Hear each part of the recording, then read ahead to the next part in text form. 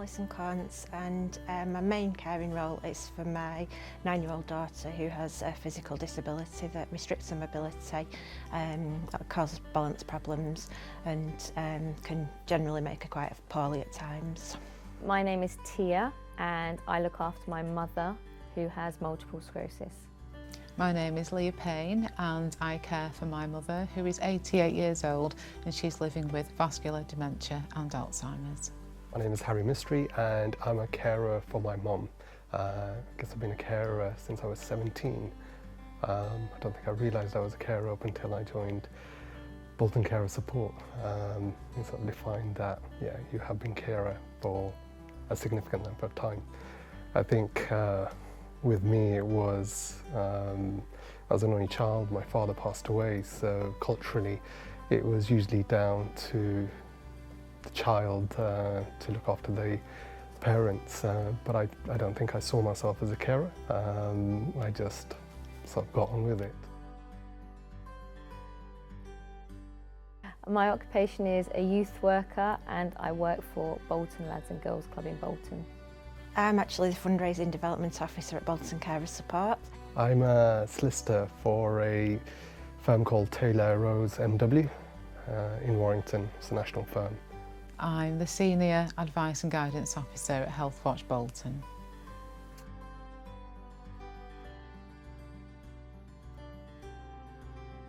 Many challenges. Trying to meet all the deadlines at work, but also all of the demand and expectation at home.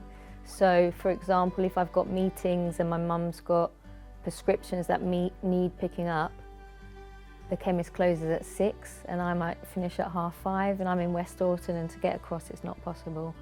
So that'll be one challenge. So it's trying to see if any of my friends can pick certain things up or if my mum can wait for cream the next day. That would be one challenge. Another challenge would be meeting deadlines at work. If there's something going on with my mum, professional meetings or she's got the dentist or something, that then becomes priority. So it's then fitting work in around caring. So it's always prioritising what needs to come first. I don't actually think I face many hurdles in terms of juggling the job with home. I work part-time, which obviously helps. My hours are flexible. The nature of the job means that because I'm not customer-facing, as it were, I can do the job at 11 o'clock at night if I need to, which suits. So that sort of overcomes one of the hurdles that possibly some people would find. But yeah, I think just because I'm in such a supportive environment, I don't think there's ever been a time when I'd say that I've actually had to face any challenges as a working carer, which makes life a lot easier, definitely. Numerous challenges, I guess, more so in the last 10 years as mum's got older. Thankfully I work in private clients, so I deal with a lot of elderly clients, so I've been able to transfer over skills. But I would say with mum being illiterate and not having English as their main language, it's been very difficult to balance everything in terms of appointments. I think just this month, I think she's got about 10 appointments, so having to sort of prioritise the appointments. My line of work is 100 miles an hour as well, so I think work has been really good in respect of me working from home at times when the appointments are, so I try to arrange the appointments first thing in the morning, in the evening or during lunchtime. So they've been throughout my working career when I used to work locally as well. Work have always been very flexible in regards to me going to appointments with my mum. Several challenges. I think ultimately the biggest challenge is making sure that I'm good enough to work and fulfil my job, having enough energy to care for mum, and also making sure that I'm organised. I'm always finding that I have to be one step ahead. So the challenges and the struggles of being a working carer are for me to be available to make all of my mum's appointments, because she can't go independently. She needs support for emptying the catheter, medication, food, whatever it may be, pushing the wheelchair. However, work are exceptionally supportive. They recognise me as a carer and they allow me to have a flexible day as long as I do my work and let them know what's going on at home, then they're really accommodating. everyone wants a piece of me, so it's making sure that in terms of appointments and people coming to the house and having to go and collect prescriptions, it feels like it's never ending some days, and just when you're about to sit down, your phone will ping and there'll be a text from the pharmacist saying my mum's prescription's ready. So for me it's about fitting all of that in, and I think the biggest challenge is time. I don't think I personally ever officially told them.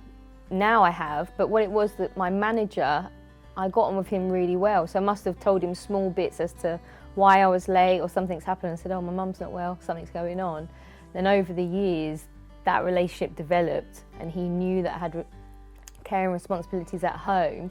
But I've been with Bolton as a Girls Club 5 years, and it's probably in the last 2 years that they've officially known that I'm a carer, and to the extent. And I think that came on the back of HR having to get further information, you know, looking after our well-being at work. So they must have asked certain questions, and then I was like, yes, actually, I have a caring role. So when that came about, I was then just very transparent and said, this is what's going on. And especially when things escalate, when my mum's really not well, there's been times where I've just taken like 5 weeks off work and they've granted it. I've taken some unpaid leave, some leave, and they've kept my job open to go back. So I think being transparent as to what is going on, because I always tried to keep my caring role separate from the professional environment. I never wanted it to clash, but that's hard because it will clash and there will be little cracks that show, and people that know you will be like, you're not the same, something's up, or you look tired. So I never particularly broached it. It was from that first relationship with my first manager, and then from there it came out later. I was very, very honest about my situation. I didn't want there to be anything that anyone could say later, oh, you didn't tell us that, you didn't tell us this. And to be honest, I feel honesty is the best approach across life, and certainly I think that's the way. So it was sort of all put on the piece of paper when I applied for the job, to be honest, and then discussed in interview. So it's just been something that Alison is a carer at work sort of thing, you know. It's it's always been known, and I am quite open about, you know, what things are going on at what time as well. I think I would say in my previous role that given the nature of the role, I think they already knew. It came about in conversation, and you know, I think there was a few situations where Mum had relapsed in regards to arthritis, so I had to take a few days off, and they were fine with that and going ahead. There was no issues. They were always very sort of flexible, and even in my new job, they've always been very flexible. I've not had any issues. I think you need to be open and honest with your employers. I think at the very start, I think it's been previously mentioned that I didn't really want to mention anything. I wanted to keep the two lives sort of separate in terms of this is my work and this is my personal life, and I don't want them to ever conflict. But there's no way around it. They are going to conflict. They are going to collide, and you have to sort of work together with the sort of employer as well to make sure it works. As soon as my mum was diagnosed, we do have previous as a family. My dad had vascular dementia, so we knew what was coming. So and it almost made it easier in some respects to be really upfront from the outset, and I've always had the support of my employer. No, that's a really good question, because I think I take each day as it comes. I do try and find some time out for me. Being organised, although it's not the easiest thing in the world to do, because like I said before, you always feel like you're having to be one step ahead of yourself, and being organised is actually quite hard work. But it really helps me, because if I know, like, I live in Manchester, my mum lives in Bolton. I spend half a week, every week, in Bolton. During the pandemic, I was here. We did a week on and a week off between me, my husband and my brother. And I had to always think, I had to always be forward thinking in terms of what have I got coming up at work, what meetings have I got, where do I need to be, even down to what's the weather going to be like, what clothes do I need to take. So I would say that the way I have to balance work and caring and work and life is by being very organised. Going on long walks, yeah, walking out the stress, talking to friends, going swimming, and what else? Going to the gym, calling the Bolton Carers support line just for advice, somebody else that understands.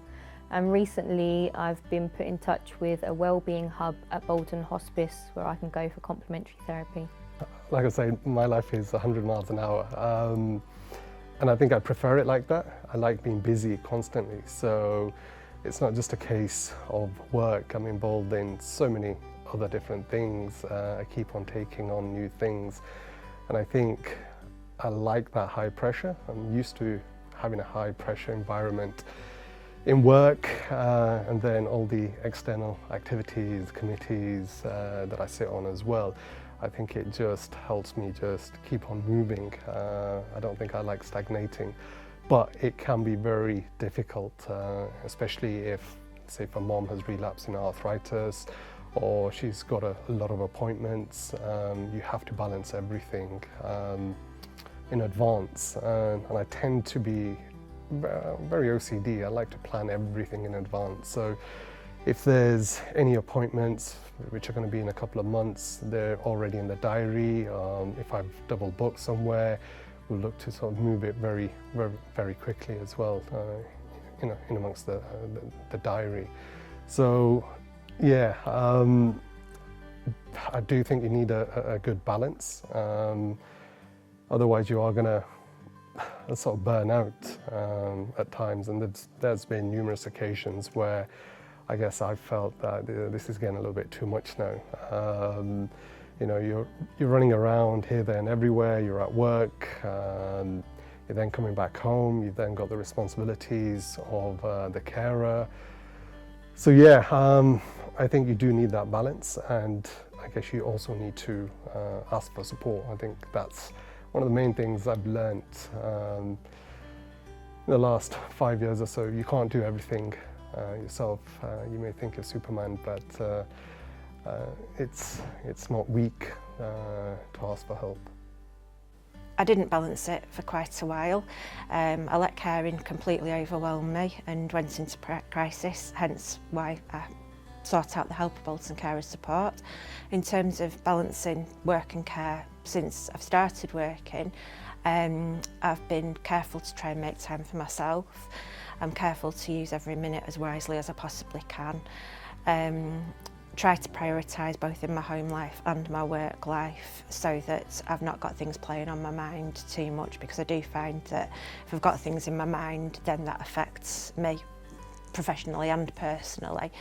I try not to see things as overwhelming. I try to break them down into chunks and manage them by seeing things as smaller tasks, really.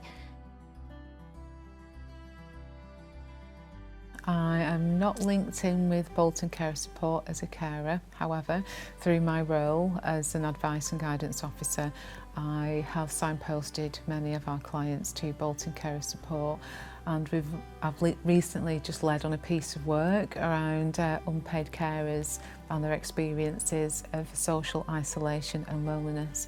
And a number of respondents to that survey and the carer that completed the case study are linked in with Bolton Carers Support, and they spoke very highly of them. The support that Bolton Carers provides has been really important. I personally took a step back because there was a lot of things going on at home, but I still get all of the emails and I get the information letter booklet, so I know that I can call up and I can book onto things. And for me, it's more the support line is what I access at the moment. With working, there's a lot of things that I'd love to make, the yoga and the walking in particular, but I can't because of my working responsibilities. So I just use the information line and the support line that I can call and just get advice and just have somebody to talk to. So It always helps to speak to somebody who understands. I think that's the main thing about Bolton Carers Support, is everybody here is genuine and they understand, which is great.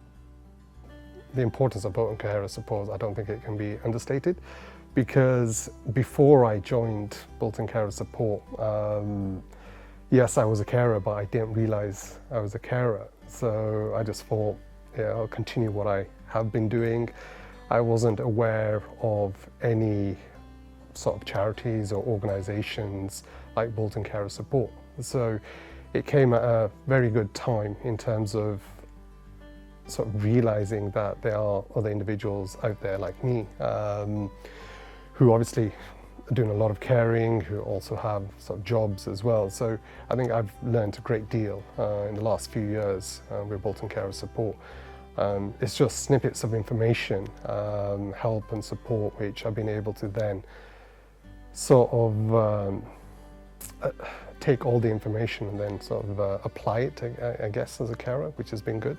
And I guess there's a lot of individuals like myself who culturally think that, you know, caring is just caring, it's just a part of life, and they don't see themselves as a carer. But I think caring is a very, very big thing, which to me, you need to reach out to organisations like Bolton Carers Support, who can then sort of assist and help you if you are struggling.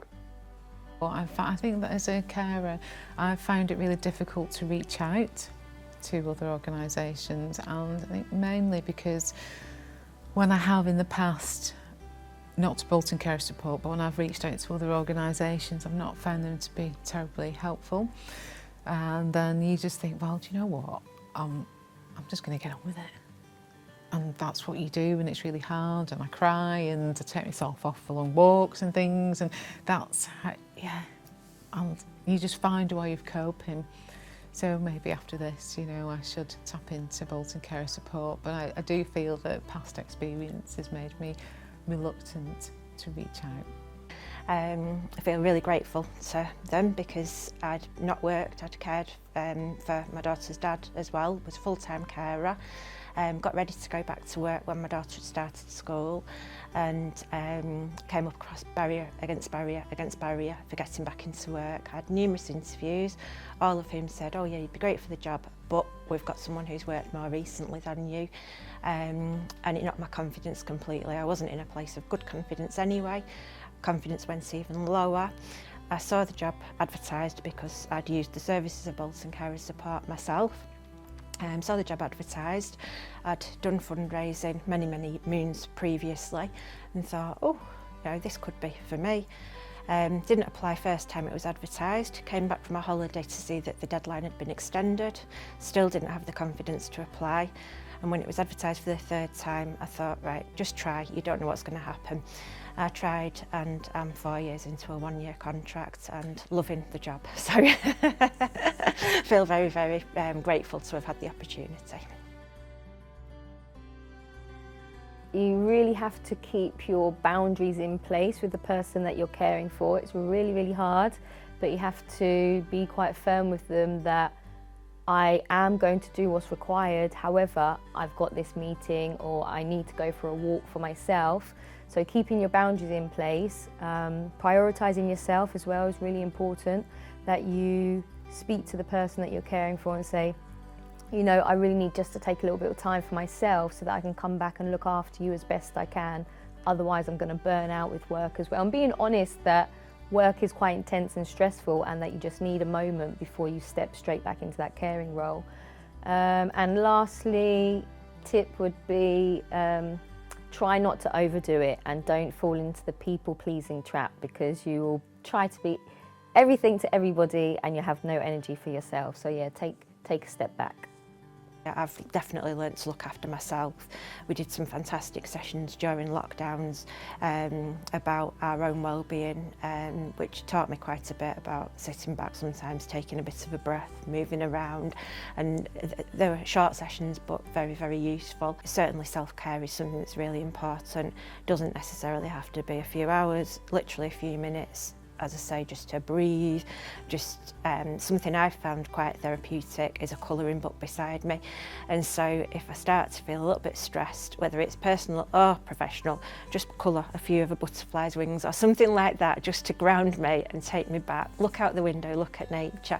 That brings me back to a bit of reality, a bit of, yeah, you know, you can cope with this. I have a tip for young carers, which is reach out and ask for help. And it's something which I wish I'd done a lot sooner. And being a carer, it doesn't mean that it's the end of your life either. It doesn't stop you from having ambition and achieving things and having a professional career. I think at 17, when I became a carer, there was two paths which I could have taken. I could have stayed at home and just been a carer and then not really applied myself academically. I chose to go down the academic route, and I don't regret it at this moment in time. Being a carer has not prevented me reaching for all my goals and my ambitions. There's been many peaks and troughs, and I guess that's probably what shaped me as an individual more so than anything, having to go through everything that I had to do, I guess. So yeah, that's what I guess I would say is reach out, ask for help early on, ask for support. And it's difficult if you have been caring for a while and you're so used to doing everything yourself. I guess for me, I was so used to doing everything myself, asking someone else for help, it was almost a case of, it's a case of weakness, almost a case of I wasn't coping, and yeah, so it's something that I regret, but I'd certainly say to any carers that at a very early stage, go out, ask for help, go to Bolton Carer Support. There's many individuals who will be able to assist you in many different ways. I would say to be really open with your employer. If they do not know what you are going through, if they don't know what you're experiencing, how you're feeling, then it doesn't give them the opportunity to help. So I would say just be really honest, because that will also take the weight off you as well.